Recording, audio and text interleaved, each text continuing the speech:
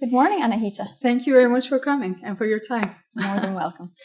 Okay, so tell us about yourself. How long have you been here? What do you do?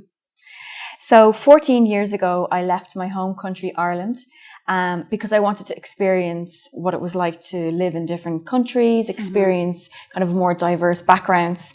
And I haven't looked back. So 11 countries later, so I've lived and worked in 11 different countries. Wow. And in those different countries, of course, there were different learnings, flavors, from a personal note, but also from a career point of view.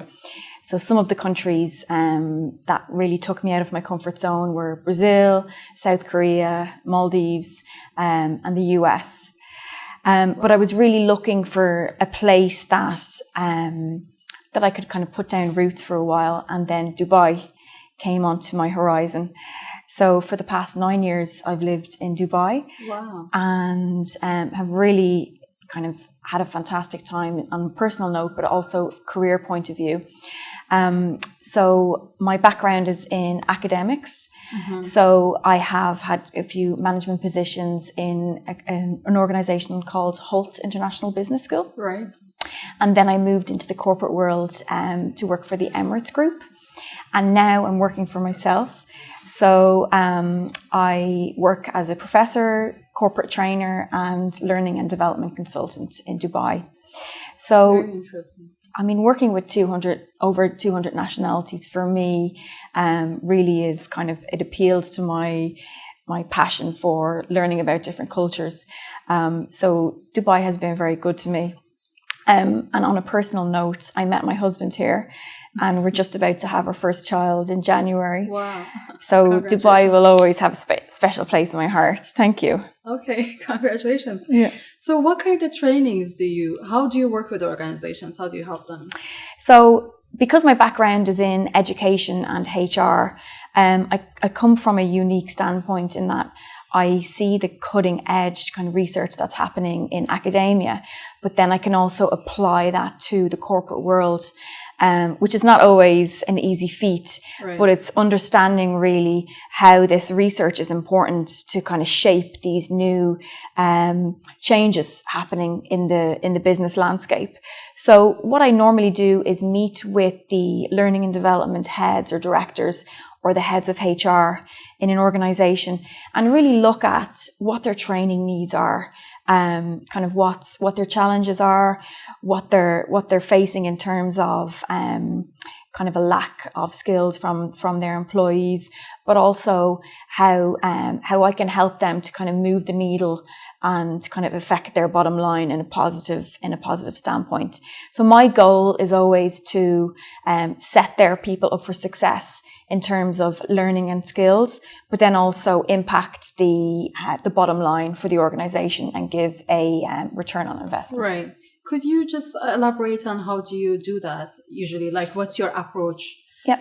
How do you help them? How do you help the organization develop that base? Yeah. So there's two different ways I can do it. So I do have like an off-the-shelf workshops that I can kind of implement from tomorrow, right, that I've developed based on this academic research, but also applying it into the corporate world.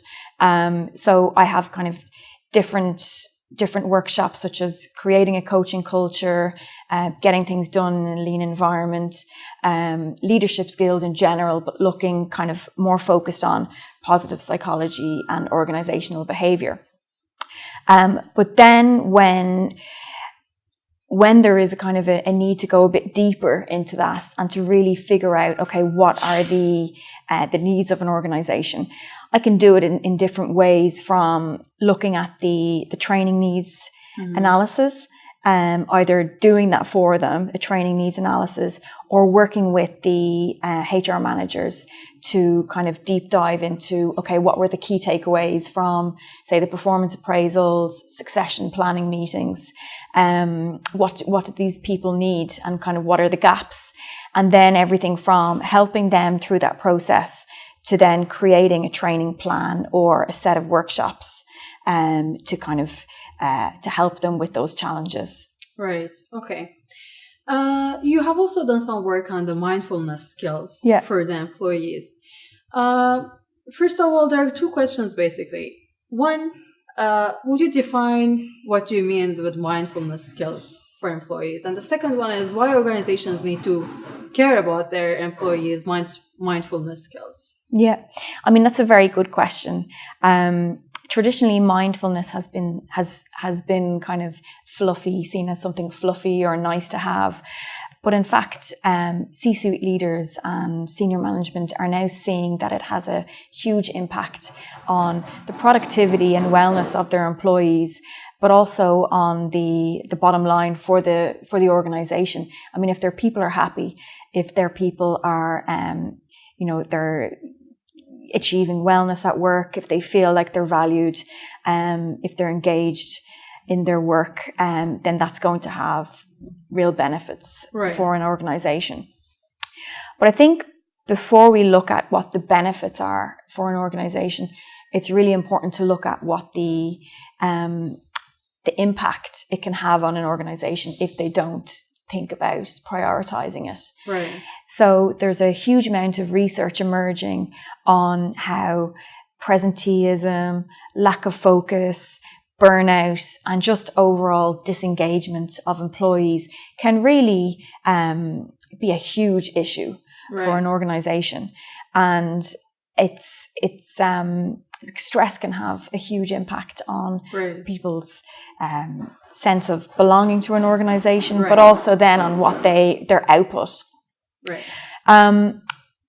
But again, understanding what the negative aspects of it, I think, are key to then looking at, well, how does this then add value in an organization? And I think if this mindfulness practice is applied in the right way, it can really help to just improve decision making, communication.